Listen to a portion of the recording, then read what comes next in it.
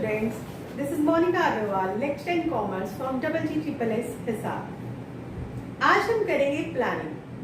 This is the chapter number 4 of 12th business studies. तो चलिए let us start. बड़ा interesting chapter है, बहुत मजा आने वाला है हमें इसको करने में। ठीक है, तो चलिए, अब प्लानिंग है क्या चीज? एक ऐसी चीज है जिसे हम बड़े आम रूटीन में बहुत बार इस वर्ड को यूज भी करते हैं। आप लोग अक्सर आप कहते हैं हमने ये प्लान किया, हमने पार्टी प्लान की है, बोलते हो ना कि ये हमने प्लान किया है, हम घूमने जाने का प्लान कर रहे हैं, कुछ ऐसा बहुत कुछ बोलते हैं। आप स्टडीज करते हैं, आप एग्जाम्स देते हैं, तो एग्जाम से पहले भी आप अपनी एक प्लानिंग करते हैं। क्या प्लानिंग करते हैं आप? कि कौन सा सब्जेक्ट आपको अच्छा लगता है, किसमें आपको तैयारी की ज्यादा जरूरत है, किसमें आप अच्छा स्कोर कर सकते हैं, ये सब चीजें आप प्लान करते हैं। ठीक है, मम्मा आपकी रात को घर में खाना बनाती है, दिन में खाना बनाती है, वो आपसे पूछ के पहले पूछ लेती है कि बेटा क्या सब्जी खाओगे, क्या खाने में खाओगे, तो वो उनकी क्या चीजें हैं? प्लानिंग, है ना। तो ये प्लानिंग है। तो ऐसे ही सेम एक बिजनेस ऑर्गेनाइजेशन होता है, नथिंग एल्स। बिजनेस भी अपनी क्या करता है? प्लानिंग करता है। कुछ भी नहीं है एक्स्ट्रा, उसे भी तो सोचना है क्या बिजनेस करने वाला है, कैसे करें, किस तरीके से हम उसको स्टार्टअप करें, तो वो हमारी क्या है? प्लानिंग हो जाती है। देखिए स्टूडेंट्स, मैनेजमेंट जो एक सब्जेक्ट है ना, बहुत इंटरेस्टिंग सा सब्जेक्ट है। जब हम इसको करते हैं, हम अपनी रियल लाइफ से जोड़ते हैं, तो हमें ये कंसेप्ट अच्छे से क्लियर हो जाते हैं। तो उसी तरह से हमें उसमें करना क्या होता है कि समझने के लिए तो आप इसमें अपने पर्सनल एग्जाम्पल देखिए, लेकिन जब हम लिखते हैं तो हमें उसके लिए अपने बिजनेस के एग्जाम्पल को देखना होता है, क्योंकि हमारा सब्जेक्ट है बिजनेस स्टडीज। तो यहाँ पर मैं आपको जो दे रही हूँ कि आपके कुछ पर्सनल एग्जाम्पल्स मैंने उठाए हैं, वो सिर्फ आपको समझाने के लिए है कि ताकि आप कंफ्यूज ना हो, आपको ये डर नहीं है कि क्या चीज है, क्योंकि ये एक ऐसा सब्जेक्ट है जो ऑलरेडी आप जो टर्म्स हैं वो यूज भी करते हैं, लेकिन कमर्शियल लैंग्वेज में कुछ लैंग्वेज थोड़ी सी डिफरेंट हो जाती है, बस उसको हम सीख रहे हैं। ठीक है ना। तो चलिए, अब आपको पता चला होगा कि प्लानिंग क्या है। तो प्लानिंग की एक बड़ी अच्छी सी डेफिनेशन जो है ना, दी है कुंटज ने। तो अब हम कर रहे हैं definition of planning.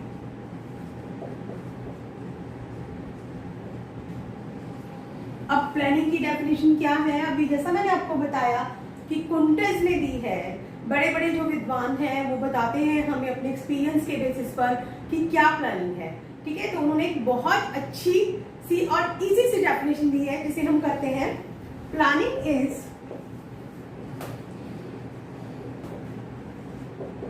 Deciding in advance what to do, when to do, how to do, and who is to do it, कि इसे कौन करेगा। और आपको ये चीज पता है, जब अगर कोई भी डेफिनेशन कोई विद्वान देते हैं, कोई एक्सपर्ट देते हैं, तो आप उन्हें इन्वर्टेड कॉमर्स में लिख सकते हैं। तो ये किसने दी थी हमारी डेफिनेशन? बाय कुंटज एंड ओडोनल है। उन्होंने इसके लिए बहुत अच्छी डेफिनेशन दी है। तो देखिए, इन्होंने भी क्या बताया कि ये हमें पहले से ही, यहाँ पे हम क्या चीज कर रहे हैं कि हमें पहले से ही डिसाइड करना है। यहाँ पे डिसाइड करना है हमें पहले से ही, एडवांस में ही। कहीं हम जाने से पहले सोचते हैं ना कि हम कहाँ जाएं, किस तरीके से हम अपनी छुट्टियां प्लान करें, तो पहले बिजनेस भी पहले से सोचता है, एडवांस में सोचता है व्हाट टू डू, हमें क्या करना है, कि हम किस चीज का बिजनेस करें, क्या करें, किस तरीके से करें, है ना। What to do, when to do, कब करना है किसी काम को, किस तरीके से, हाउ टू डू, हमने सोच लिया कि हमने क्या काम करना है, कब करना है, तो ये भी तो देखना पड़ेगा हमें कि कैसे करना है ना, ये भी सोचा। उसके बाद जो नेक्स्ट सोचने वाली बात आती है वो क्या है? Who is to do it, कौन करेगा इसे। काम तो हमारे सामने है, लेकिन कौन करेगा इसे, ये भी तो बहुत मैटर करती है चीज। तो ये हम सोचते हैं। तो ये हमारी क्या है? सारी की सारी प्लानिंग है। ठीक है। और एक ऐसे ही है, एक और डेफिनेशन भी इसकी दी गई है, वो दी है थियो हैमन। वो भी बहुत अच्छी और इजी डेफिनेशन है। तो जो हैमन ने डेफिनेशन दी है वो भी हम देख लेते हैं। ठीक है, ये डेफिनेशन 1 हो गई, डेफिनेशन नंबर 2। तो हैमन ने क्या दिया है, हैमन बताते हैं। हैमन भी कुछ ऐसा ही बता रहे हैं हमें। Planning is deciding in advance what is to be done।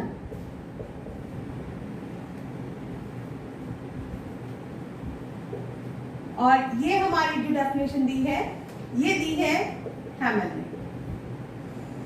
तो देखिए, इन्होंने भी इस चीज को यही बताया है कि जो प्लानिंग है वो हमें एडवांस में डिसाइड कराती है। ऊपर जो कुंटस थे उन्होंने भी हमें यही डेफिनेशन दी थी, हमें यही बताया था।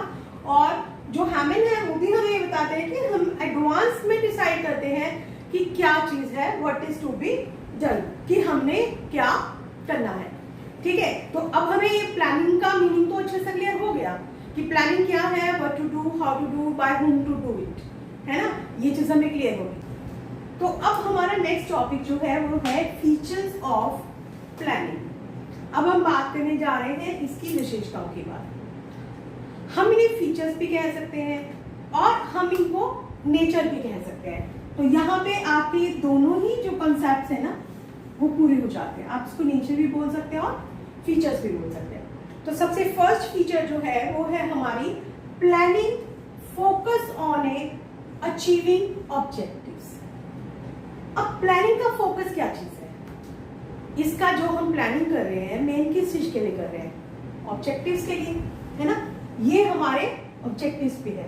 अब ऑब्जेक्टिव्स होते क्या है, देखिए आपने कॉमर्स ली है तो आपने क्या सोच के कॉमर्स ली, जब आप 10th में थे, 10th आपने पास आउट किया, आप +1 में आए तो आपके पास ऑप्शंस थे। कौन कौन से ऑप्शंस थे आपके पास? आपके पास 3 स्ट्रीम्स थी। कौन कौन सी? आपके पास आर्ट्स था, कॉमर्स था और आपके पास साइंस था, है ना। मान लो कि एक पर्सन ए है तो उसके पास ये 3 ऑप्शंस थी, वो इनमें से किसी के पास भी जा सकता था और आपके पास भी यही ऑप्शन थी। फिर आपने कॉमर्स ही क्यों चूज करी? क्यों? क्योंकि आपने सोचा कि आपको आगे मैनेजर बनना है, या आपको कंपनी सेक्रेटरी का कोर्स करना है, या आप चार्टर्ड अकाउंटेंट बनना चाहते हैं। मींस कि आपने डिसाइड किया कि आप क्या बनना चाहते हैं, है ना। तो ऑब्जेक्टिव था वो आपकी जिंदगी का। ठीक है, तो एक बिजनेस का भी एक ऐसे ही ऑब्जेक्टिव होता है, एक एंड पॉइंट हम उसको कह सकते हैं। जो ऑब्जेक्टिव्स होते हैं वो एक हमारे क्या होते हैं, एंड पॉइंट है, जिन्हें जो एक फर्म है ना वो अचीव करना चाहती है। The firm wants to achieve. अब उनका वो ऑब्जेक्टिव क्या होता है? अब जैसे कंपनी बनी है, कंपनी ये कहती है कि मुझे एक प्रोडक्ट की 10,000 यूनिट्स जो है वो बनानी है। तो ये जो 10,000 यूनिट्स बनानी है उसको पहले वो सोचेगी कि मेरे को 10,000 यूनिट्स बनानी है। अब उसने उसको सोचा कि 10,000 यूनिट्स बनानी है, तो उसी के बेस पर क्या होगा आगे बच्चों, हर डिपार्टमेंट उसके अकॉर्डिंग चलेगा। जैसे अब कंपनी में क्या है, प्रोडक्शन डिपार्टमेंट भी है ना, परचेज डिपार्टमेंट भी है, सेल डिपार्टमेंट भी है, और कौन सा डिपार्टमेंट है, फाइनेंस डिपार्टमेंट भी है, और भी डिपार्टमेंट है। कौन सा डिपार्टमेंट है, पर्सनल डिपार्टमेंट भी है। अब ये कैसे चलेंगे भाई, जब कंपनी ने ये डिसाइड कर लिया कि 10,000 यूनिट्स बनानी है, तो अब वो रॉ मटेरियल कितना परचेज करेंगे, 10,000 यूनिट्स के हिसाब से। अब उनका ऑब्जेक्टिव डिसाइड था ना, तो उसके अकॉर्डिंग वो परचेज करेंगे रॉ मटेरियल को। ठीक, चलिए अब रॉ मटेरियल परचेज करेंगे, जब टारगेट फिक्स है हमारा कि 10,000 यूनिट्स हमने बनाना है, तो प्रोडक्शन डिपार्टमेंट भी उसी के अकॉर्डिंग बनाएगा। फिर सेल डिपार्टमेंट भी देखेगा कि 10,000 यूनिट्स बन रहे हैं, कंपनी को 10,000 यूनिट्स सेल करने हैं, तो फिर वो क्या करेगा, वो अपना उसको बेचने के लिए स्ट्रेटेजी बनाएगा कि उसे एक डिस्ट्रिक्ट में बेचना है, उसे कई डिस्ट्रिक्ट में बेचना है, एक स्टेट में बेचना है, या फिर कई स्टेट में बेचना है। ठीक है, चलिए फाइनेंस डिपार्टमेंट क्या करेगा, फाइनेंस डिपार्टमेंट भी अब क्या करेगा, उसको देखेगा कि क्या 10,000 यूनिट्स बनाने के लिए हमारे पास उतना पैसा अवेलेबल है या नहीं है, और अगर नहीं है तो फिर हम उसको क्या करेंगे, वो अपना अरेंज करेगा पैसा। ठीक है, पर्सनल डिपार्टमेंट अब काम करने के लिए लोगों की तो जरूरत है ना। अब एक हम 10,000 यूनिट्स के लिए लोगों को लगा रहे हैं, एक 15,000 के लिए लगा रहे हैं, एक 5,000 के लिए लगा रहे हैं, तो कम या ज्यादा लोगों की जरूरत होगी, तो हम 10,000 यूनिट्स के हिसाब से लगाएंगे। तो मीन्स क्या हुआ कि जब आपने प्लानिंग शुरू की तो सबसे पहले ऑब्जेक्टिव डिसाइड करना आपका मस्ट है, क्योंकि जब ऑब्जेक्टिव कंपनी के डिसाइड होंगे तो उसके अकॉर्डिंग ही आपका ये जो सारा का सारा बिजनेस है वो चलता है। क्लियर हो गया पहला पॉइंट। दूसरी बात हमारी यहाँ पे क्या आ जाती है, अब ये देखिए, planning is primary function of management, है ना। ये क्या है, पहला फंक्शन है मैनेजमेंट का। अब मैनेजमेंट की डेफिनेशन अगर आपको ध्यान है तो एक डेफिनेशन जो दी थी हेनरी फ्योल ने दी थी, प्लानिंग इज, क्या था उन्होंने क्या डेफिनेशन दी, is to plan, to organizing, to staffing, to directing and to control. उन्होंने जो मैनेजमेंट के 5 फंक्शंस हैं उन्हीं को उन्होंने समराइज करके एक डेफिनेशन दी। लेकिन उनमें सबसे पहला काम हमारा क्या कौन सा होता है, प्लानिंग का। अब जब तक आप कोई काम नहीं शुरू कर सकते जब तक आप प्लानिंग नहीं करते। जब आपने यही नहीं सोचा कि आपकी कंपनी कौन सा प्रोडक्ट बनाने जा रही है, तो आप कैसे लोगों को रखोगे, कैसे आप रिसोर्सेज को ढूंढ के लाओगे, कितना आपको पैसा चाहिए, कुछ पता चलेगा आपको? नहीं पता चलेगा। मार्केट नहीं आप देखोगे कि कौन सा बिजनेस आपके लिए फायदेमंद रहेगा। कुछ भी करने से पहले कुछ भी आपने सोचा नहीं है, समझा नहीं है, क्या आप काम करना शुरू कर सकते हो? नहीं कर सकते शुरू, है ना। तो सबसे पहला काम हमारा क्या होता है, प्लानिंग करना। हमें सबसे पहले एक अच्छी प्लानिंग करनी पड़ती है। चलिए नेक्स्ट फिर हमारा कौन सा आ जाता है, प्लानिंग इज परवेसिव। अब जो प्लानिंग है यहाँ, एक परवेसिव का क्या मतलब है, सर्वव्यापक। इसे हम हिंदी में बोलते हैं सर्वव्यापक। मीन्स कि हर जगह, हर फील्ड में हम प्लानिंग को यूज करते हैं। देखो बच्चों, मैंने शुरू में भी आपको एग्जांपल दिया था। क्या चीज का एग्जांपल दिया था? आप प्लेग्राउंड में हैं तो आप प्लानिंग करते हैं कि सामने वाली जो आपके है टीम, आपने उसको कैसे हराना है ना। घर में मम्मी है, वो खाना वगैरह बनाती है, घर के काम करती है, तो भी हम प्लानिंग करते हैं। ठीक है, बिजनेस है तो उसमें भी प्लानिंग होती है, स्टडी करते हो तो उसमें भी प्लानिंग करते हो। तो क्या है, ये सब जगह है। तो ऐसे ही जो बिजनेस है, अब बिजनेस में भी कई सारे लेवल्स होते हैं। कौन कौन से लेवल्स होते हैं? अगर आपको बिजनेस में ध्यान हो तो there are 3 levels. First is top level, second is कौन सा है, मिडिल लेवल, है ना, और थर्ड हमारा कौन सा आ जाता है, लोअर लेवल। अब टॉप लेवल जो है वो पॉलिसीज बना रहा है, ऑब्जेक्टिव डिसाइड कर रहा है, वो किसका पार्ट होता है, प्लानिंग का। मिडिल लेवल कौन सा हो गया, जो भी आपके डिपार्टमेंटल मैनेजर है। तो क्या टॉप लेवल ने, क्या डायरेक्टर्स ने जो बना दिया उसी से हमारा काम खत्म हो जाता है? नहीं, जो मैनेजर है, परचेज डिपार्टमेंट वाला है, उसे अपने अलग से अपने थोड़े से उसको ध्यान रखना पड़ता है, प्लानिंग करनी पड़ती है कि मुझे मेरे डिपार्टमेंट का जो मिशन है या ऑब्जेक्टिव्स है वो कैसे पूरे करने हैं, वो उसे देखना पड़ता है। ऐसे ही जो लोअर लेवल है, जहाँ पे वर्कर्स आगे उनके ऊपर सुपरवाइजर्स होते हैं, फॉरमैन होते हैं, तो वो भी तो ये प्लानिंग करके देखते हैं ना कि हमें लेबर को कैसे कंट्रोल करना है, हम उनकी कैसे ध्यान में रखें और कैसे हम एक कंपनी का आउटपुट अच्छा लाएं, कैसे हम उनकी शिकायतों को दूर करें। तो ये सारी की सारी प्लानिंग होती है। और क्योंकि ये सभी लेवल पे है बिजनेस में, तो इसलिए हम इसको क्या कहते हैं, प्लानिंग इज परवेसिव। ये एक सर्वव्यापक है। फिर अगला पॉइंट हमारा कौन सा आ जाता है इसमें, देखिए,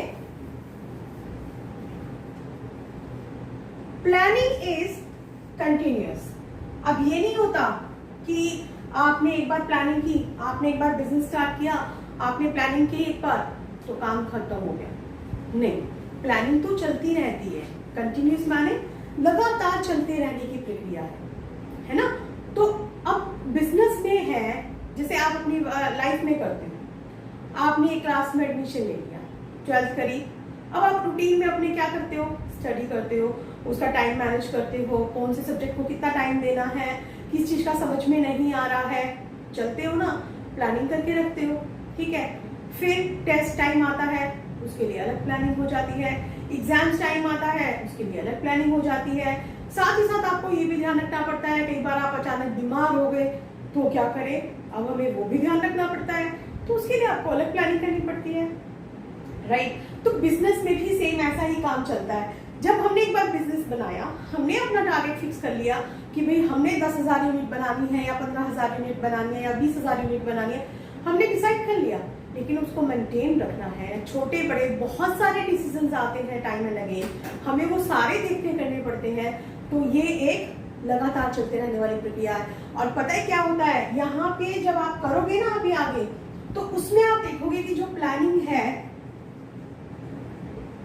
प्लानिंग से हमारा काम शुरू होता है और फिर जो प्लानिंग के बाद आप क्या करते हैं, ऑर्गेनाइजिंग, ठीक है। ऑर्गेनाइजिंग के बाद आप करेंगे स्टाफिंग, स्टाफिंग के बाद आप करते हैं डायरेक्टिंग, और डायरेक्टिंग के बाद आप क्या करते हैं, कंट्रोलिंग। तो ये सारा का सारा जब आपने कंट्रोल पे पहुंचते हो ना, कंट्रोल हमारा क्या होता है कि जो हमने कुछ डिसाइड किया था उसको हम देखते हैं कि क्या हमने जो स्टैंडर्ड फिक्स किए थे उसके एक्चुअल हमें मिला या नहीं मिला।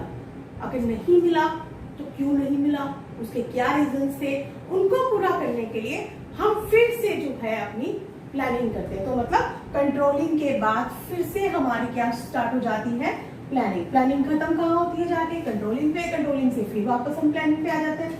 तो इसका मतलब ये चक्कर से चलता रहता है, लगातार चलता रहता है। तो जब जो चीज लगातार चलती रहेगी तो उसको हम क्या कहेंगे, प्लानिंग इज कंटिन्यूअस। चलिए नेक्स्ट क्या है हमारा, प्लानिंग इज फ्यूचरिस्टिक। अब फ्यूचरिस्टिक टर्म क्या होती है, फ्यूचर से संबंधित, है ना। Planning is futuristic. फ्यूचरिस्टिक को हम कह सकते हैं भविष्यवादी। क्या ये फ्यूचर से रिलेटेड है, ऑफ कोर्स है। फ्यूचर के बारे में ही तो आप सोच रहे हैं कि कल को क्या होने वाला है, क्या करना है, कैसे करना है, ये सब फ्यूचर के बारे में तो सोच रहे हो आप। तो प्लानिंग इज फ्यूचरिस्टिक, कि हम फ्यूचर के बारे में सोच रहे हैं कि हमने क्या करना है।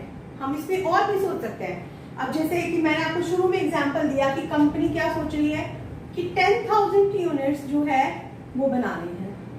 अब कंपनी ने शुरू में क्या सोचा, 10,000 यूनिट्स बनाने, उनके लिए सारा प्रिपरेशन किया है ना। अब उसके बाद कंपनी सोचती है कि हमें एक्सपेंड करना है, हमें अपना बिजनेस बढ़ाना है। तो अब हमें अपना बिजनेस बढ़ाना है तो भाई फिर हम कैसे करें, हमारे पास बहुत सारे ऑप्शंस हैं। क्या हम 15,000 यूनिट्स बनानी शुरू कर दें, या हम डिफरेंट प्रोडक्ट्स बनाने शुरू कर दें, है ना, या हम अपनी अदर ब्रांचेस खोल लें, वो भी अलग से बनाएंगे। तो बहुत सारे हमारे पास हो जाएंगे।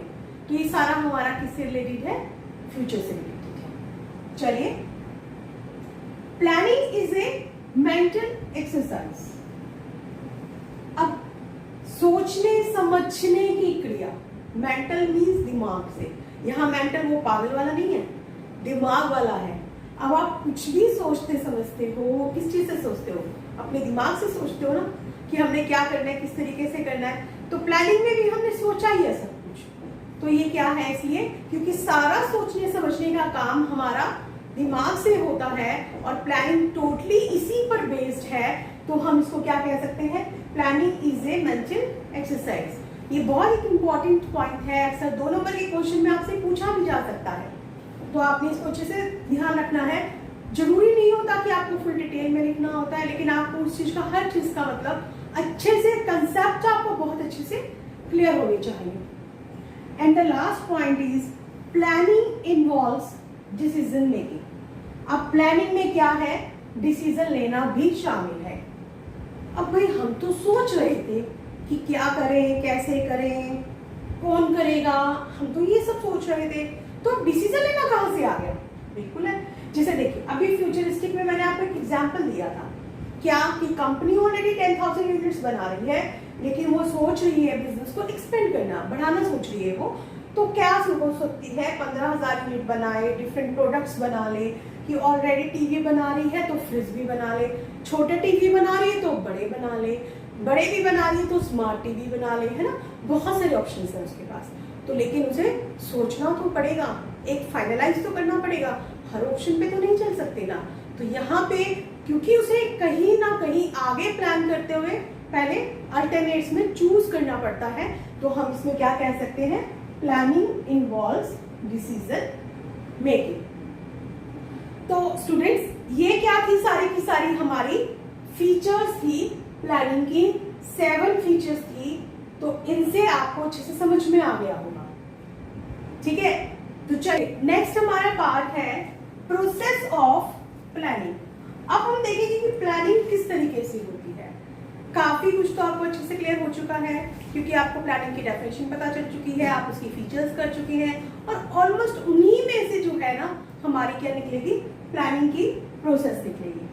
देखिए एक बात का आपको लेकिन यहाँ पे ध्यान रखना पड़ता है, क्या चीज आ जाती है, वो चीज कि जैसे आप फीचर्स देखते हैं, आप आगे पीछे पॉइंट अपनी मर्जी से कर सकते हैं, लेकिन जब कोई भी चीज की प्रोसेस करते हैं आप, तो स्टेप बाय स्टेप चलना होता है। अब आप घर पे स्टेयर्स चढ़ते हैं, तो आप ऐसा कर सकते हैं कि पहले फर्स्ट स्टेयर पे आपने पैर रखा, फिर आप 4th पे चढ़ गए, फिर आप 8th पे चढ़ गए, नहीं चढ़ सकते ना। फर्स्ट के बाद आप सेकंड चढ़ोगे, सेकंड के बाद थर्ड, थर्ड के बाद फोर्थ, 1 बाय 1 चढ़ते हो। तो ऐसा ही जब हम प्रोसेस करते हैं तो हमें यहाँ पे भी यही चीज का ध्यान में रखना है, ठीक है। चलिए लेट अस स्टार्ट। पहला पॉइंट हमारा क्या है यहाँ पर, सेटिंग ऑब्जेक्टिव्स। हमने क्या डिसाइड करना है, यहाँ पे हमारे ऑब्जेक्टिव्स हम डिसाइड करते हैं। और अभी मैंने आपको फीचर्स में बताया था, ऑब्जेक्टिव्स हमारे होते क्या है, ये हमारे एंड पॉइंट्स हैं। एंड पॉइंट्स हम इनको कह सकते हैं जो एक फर्म अचीव करना चाहती है, जिसके लिए मैंने भी आपको एग्जाम्पल भी दिया था। क्या दिया था मैंने आपको एग्जाम्पल, कि अगर एक कंपनी 10,000 यूनिट्स सेल करना चाहती है, ठीक है, 10,000 यूनिट्स वो सेल करना चाहती है, तो उसके लिए 10,000 यूनिट्स बनानी पड़ेगी। उसको पर्सनल डिपार्टमेंट को भी ध्यान रखना पड़ेगा, फाइनेंस डिपार्टमेंट को भी ध्यान रखना पड़ेगा, प्रोडक्शन डिपार्टमेंट को भी उसी के अकॉर्डिंग सब कुछ करना पड़ेगा। वो था हमारा टारगेट, है ना। तो उसे हम क्या कहते हैं, ऑब्जेक्टिव कहते हैं। अब यहाँ पे अगर हमें ये भी देखने वाली बात हो जाएगी कि अगर एक कंपनी जो है वो 3 प्रोडक्ट बना रही है, क्या क्या बना रही है वो यहाँ पे, अब मान लीजिए कि कार बना, एक वो बना रही है स्कूटर, और थर्ड वो बना रही है बाइक, ठीक है, कार, स्कूटर और बाइक। अब उसे यहाँ पे ये भी डिसाइड करना पड़ेगा कि जो 10,000 यूनिट्स वो यहाँ पे सेल कर रहे हैं, उनमें से कितने यूनिट्स जो है वो कार के सेल हो सकते हैं। मान लीजिए कि जो कार है, कार के वो मान लीजिए कि 2,000 यूनिट सेल हो सकते हैं, स्कूटर के 6,000 सेल हो सकते हैं, ठीक है। तो बाइक के आपको कम से कम कितने सेल करने पड़ेंगे, 10,000 का हमारा टारगेट है, 2,000 कार के, 6,000 स्कूटर के, तो 2,000 हमें कम से कम बाइक की करने पड़ेंगे। तो यहाँ पे फिर वो क्या है कि अलग अलग प्रोडक्शन वालों को, जो अलग अलग हमारे डिपार्टमेंट्स होंगे, क्योंकि कार के लिए अलग होगा, 2,000 करें, स्कूटर वाले जो 6,000 करें, और बाइक वाले क्या करें 2,000 यूनिट्स उनको सेल करने हैं, तो वो अपना सारा का सारा आगे प्लान उस हिसाब से करेंगे। तो यहाँ पे अब सबसे पहला काम हमने क्या कर लिया, सेटिंग ऑब्जेक्टिव्स, ये हमारी स्टार्टिंग होगी। चलिए अब नेक्स्ट फिर हमारा क्या चीज आ जाएगी, डेवलपिंग प्रीमाइसेस। अब डेवलपिंग प्रीमाइसेस में क्या है, प्रीमाइसेस एक किस्म से हम कह सकते हैं लाइक हमारी अजम्पशंस होती है। अब अजम्पशंस जो होती है वो हमारी मान्यताएं, जिनको हम बोलते हैं कि कुछ चीजें हम मान के चलते हैं कि ऐसा होगा या फिर ऐसा होगा, ठीक है। तो यहाँ पे इसमें 2 फैक्टर्स अफेक्ट करते हैं। कौन कौन से होते हैं, एक इंटरनल फोर्सेस होते हैं और एक एक्सटर्नल होते हैं। अब इंटरनल हमारे कौन कौन से हो जाते हैं, जैसे कि हमारी कैपिटल, हमारे पास पैसा कितना है, हमारे पास लेबर कितनी है ना, हम कितना रॉ मटेरियल खरीद सकते हैं, कहाँ भी हमारे को उसकी अवेलेबिलिटी रहेगी या कितनी नहीं रहेगी। तो ये सारे के सारे हमारे क्या है, डेवलपिंग प्रीमाइसेस। अब यहाँ पे एक्सटर्नल फैक्टर्स भी आपको देखने पड़ेंगे कि जो गवर्नमेंट पॉलिसीज वगैरह हैं वो हमारी क्या रहती हैं, है ना, ट्रेंड वगैरह क्या है, किस चीज को लोग ज्यादा लाइक करते हैं। कि आप जैसे हमने यहाँ पे कर रखा है कार, स्कूटर, बाइक है, तो हर डिपार्टमेंट जो यहाँ पे कर रहा है, तो कार वाले देखेंगे कि जो कार में फैसिलिटीज देनी है, तो कार किस तरीके के लोग पसंद कर रहे हैं। लोग ऑटोमेटिक पसंद करते हैं, छोटी कार पसंद करते हैं, बड़ी कार पसंद करते हैं। आप किस लेवल के लोगों के लिए बनाना चाहते हो, कि मिडिल लेवल के लिए लोगों के लिए बना रहे हो, या लो लेवल के लोगों के लिए बना रहे हो, या फिर हाई क्लास के लिए बना रहे हो। तो मतलब क्लास आपको देखना पड़ेगा कि आपका जो कस्टमर है वो कहाँ का है, वो सारी चीजें आपको देखनी पड़ेगी। फिर दूसरी चीज आपको यहाँ पे ये भी देखनी पड़ती है कि आप कहाँ, कौन से एरिया में लगा रहे हो। आप रूरल एरिया में लगा रहे हो, आप अर्बन में लगा रहे हो। रूरल में लगा रहे हो तो क्या आपको वहां पे रॉ मटेरियल मिल जाएगा या नहीं मिलेगा, या आप अर्बन में लगा रहे हो तो वहां से आपका ट्रांसपोर्टेशन इजी रहेगा या नहीं रहेगा। वो सारी की सारी चीजें जो है ना, वो आपको यहाँ पे अपने प्रीमाइसेस डिसाइड करने पड़ते हैं, आपको अजम्पशंस लेनी पड़ती है यहाँ पे कि हमें ये चीजें हमें इस तरीके से हो जाएगी और हम आगे इसको इस तरीके से कर सकते हैं। ठीक है, चलिए अगला फिर हमारा क्या आ जाता है, identifying alternative courses of action. अब ये क्या चीज है, जब भी हम कोई काम करते हैं तो उसके लिए हमारे पास बहुत सारे अल्टरनेट होते हैं। उस काम को हम कैसे करें, किस तरीके से करें, है ना। अब मान लीजिए कि एक पर्सन को हिसार से दिल्ली जाना है, ठीक है, हिसार से उसको दिल्ली जाना है। अब आप दिल्ली जा रहे हैं तो आप बाय ट्रेन भी जा सकते हैं, ठीक है, बाय टैक्सी भी जा सकते हैं, बाय ऑन कार भी जा सकते हैं, किसी भी तरीके से आप जा सकते हैं, है ना। आपको अच्छा, फिर आप ये देखोगे कि आप स्टेशन आपके पास कौन कौन से आने चाहिए बीच में, कि आप रोहतक के थ्रू जा रहे हो, आप जो भी है आपका हाईवे है आप उससे जाओगे, है ना, या फिर आप रूरल से होके जा रहे हो, तो किसमें आपको सही पड़ेगा। तो आपके पास बहुत सारे रास्ते होते हैं जाने आने के। तो ऐसे ही जो कंपनी है, तो कंपनी के पास भी क्या है कि एक जो भी हमारा ऑब्जेक्टिव है उसको पूरा करने के लिए कंपनी के पास बहुत सारे कोर्स ऑफ एक्शन होते हैं। अब जैसे यहाँ पे हमारी कंपनी ने क्या ऑब्जेक्टिव डिसाइड कर रखा था कि 10,000 यूनिट्स बनाने हैं, कार है, स्कूटर है, बाइक है, इतना इतना बनाना है। अब वो अल्टरनेटिव कोर्सेज देखेगी, क्या वो ये सोचेंगे कि अब हमें मान लीजिए कि एडवर्टीजमेंट करना है, तो हमें एडवर्टाइजिंग कहाँ करना है, हमें उसके पैम्फलेट लेने हैं, या हमें उसके बड़े बड़े बोर्ड्स बनवाने हैं, हमें टीवी में देना है, हमें न्यूज़पेपर में देना है, या फिर हमें मैगजीन में देना है। हम उसकी ये चीजें बारे में बहुत सोचते हैं। हमारे पास बहुत सारे रास्ते हैं, है ना। हम एक स्टेट में जा सकते हैं, हम एक स्टेट से ज्यादा में जा सकते हैं, या हम एक डिस्ट्रिक्ट में सेल करेंगे, पर्टिकुलर एरिया में करेंगे, हम किस तरीके से हमें अपना करना है, वो सारे के सारे अब हम यहाँ पे अपने चूज करेंगे।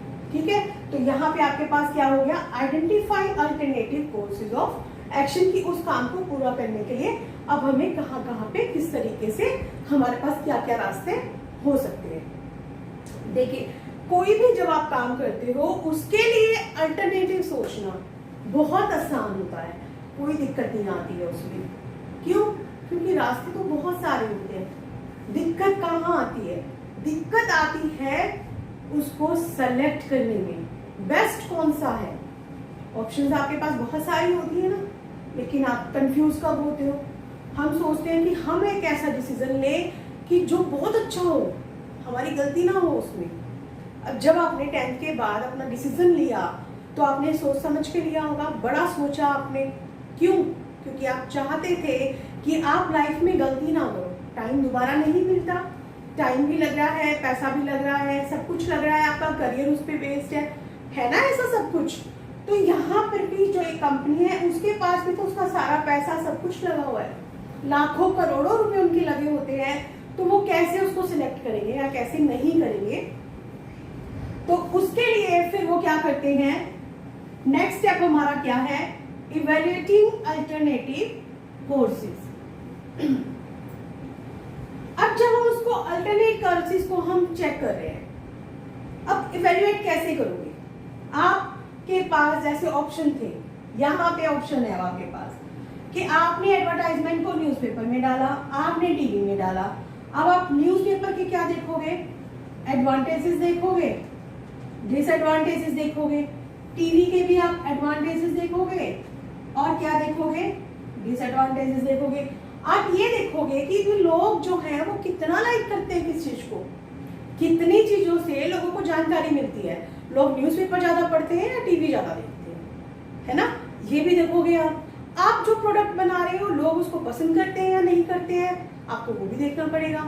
आपको ये भी देखना पड़ेगा कि कल को ट्रेंड किस तरफ जा रहा है, क्योंकि लोग आजकल क्या है, मॉडर्न हो गए हैं, नई से नई टेक्निक अपनाते हैं। तो आप उस टेक्निक के साथ भी चलते हो, आपके पास सब कुछ होता है, फिर भी मार्केट में कोई नई चीज आ जाती है तो आप क्या कहते हो? हमें तो ये चाहिए। क्यों? क्योंकि आप अप टू डेट रहना चाहते हैं, है ना? तो फिर अब वो कंपनी जब नई चीज लेकर आई है, कंपनी ने उसकी कुछ बताया, घर बैठे आपको कैसे पता चला? टीवी से पता चला, आपने मार्केट में पोस्टर लगा देखा था, न्यूज़पेपर में कोई पैम्फलेट आया था, कैसे पता चला? ज्यादातर लोगों को कैसे पता चला, है ना? तो वो इन चीजों के सर्वे होते हैं। तो ये नहीं होता कि हमें सिर्फ एक चीज चूज की या एक ही डिसीजन के लिए हमारे पास अल्टरनेट होता है। छोटी छोटी बात होती है और हमारे पास उसके बहुत सारे अल्टरनेट होते हैं। और मैंने अभी बताया कि उसका चुनाव करना बहुत मुश्किल है।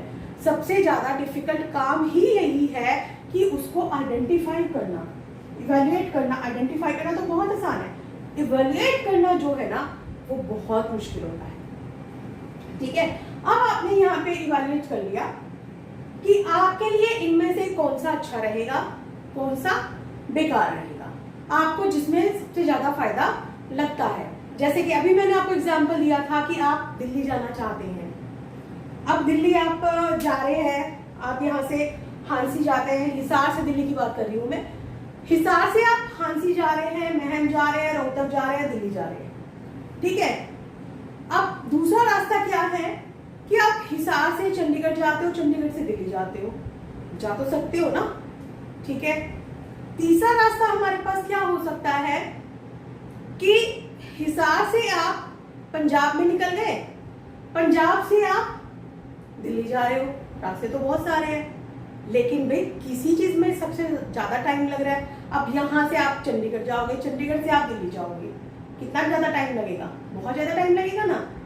हिसार से पहले पंजाब जाओगे, पंजाब से दिल्ली जाओगे, रास्ता तो निकल रहा है लेकिन टाइम बहुत ज्यादा लग रहा है, पैसा भी ज्यादा लग रहा है। लेकिन आप हिसार से सीधा दिल्ली जा रहे हो तो वो टाइम भी कम लग रहा है और पैसा भी कम लग रहा है, सेविंग आ गई ना हमारी। तो हमने इनको सबको देखा कि हमारा किस में सबसे ज्यादा फायदा हो रहा है, क्या नहीं हो रहा है। तो हमने अपना क्या चूज कर लिया, हम हिसार से हांसी वगैरह रोहतक वगैरह होते हुए हम अपना क्या चले जाएंगे, वहां चले जाएंगे। तो हम इसी तरीके से जो एक बिजनेस है वो अपना उसमें डिसाइड कर लेगा कि उसके एडवांटेजेस क्या है, डिसएडवांटेजेस क्या है, उनको चलते हुए उसने अपना इवेल्युएट कर लिया। अब जब उसने हर चीज को इवेल्युएट कर लिया, कौन सी चीज फायदेमंद है, कौन सी चीज नुकसान होगी, उसके बाद इजी हो गया क्या, सेलेक्ट करना। कि आपने उसको एक जो आपको अच्छा लग रहा है आपने उसको सेलेक्ट कर दिया। सिलेक्शन के बाद फिर आपका क्या आ जाता है, इम्प्लीमेंटेशन, उस चीज को लागू करना। अब आपने यहाँ पे जो चैनल डिसाइड किया उस चैनल को आपने अब कर दिया कि भाई सभी को बता दिया आपने कि भाई तुम्हें ऐसे ऐसे करना है, हमारी कंपनी के ये ऑब्जेक्टिव्स हैं, आपको इस तरीके से चलना है। अब सभी जो डिपार्टमेंट्स हैं उनको नॉलेज हो गई है और अब उनको भी पता चल गया कि एक ऑर्गेनाइजेशन के जो ऑब्जेक्टिव है वो क्या होंगे। इसलिए अब हर डिपार्टमेंट इन्हीं ऑब्जेक्टिव के हिसाब से जो है वो काम करेगा। ठीक है, इम्प्लीमेंट हो गया। लेकिन खाली इम्प्लीमेंटेशन से बात नहीं बनती है। इम्प्लीमेंटेशन के बाद हमने कह दिया काम करने के लिए, लेकिन किसी ने काम किया या नहीं किया तभी पता चलेगा ना। तो उसके लिए फिर हमें लास्ट में क्या करना पड़ता है, फॉलो अप एक्शन। हम उस चीज को फॉलो करें, हमें देखना पड़ेगा कि जो हमने काम बोला था क्या वो काम उस तरीके से हो रहा है या नहीं हो रहा है। ठीक है, तो ये हमारा इस तरीके से फिर हमारा ये लास्ट स्टेप क्या बन जाता है, फॉलो अप एक्शन। तो इस तरीके से देखो स्टूडेंट्स, ये हमारी सारी क्या है, प्रोसेस ऑफ प्लानिंग। और इन्हीं में से कितनी सारी आपकी क्या निकली थी, फीचर्स निकली थी। ठीक है, तो आज के लिए इतना ही, दैट्स ऑल।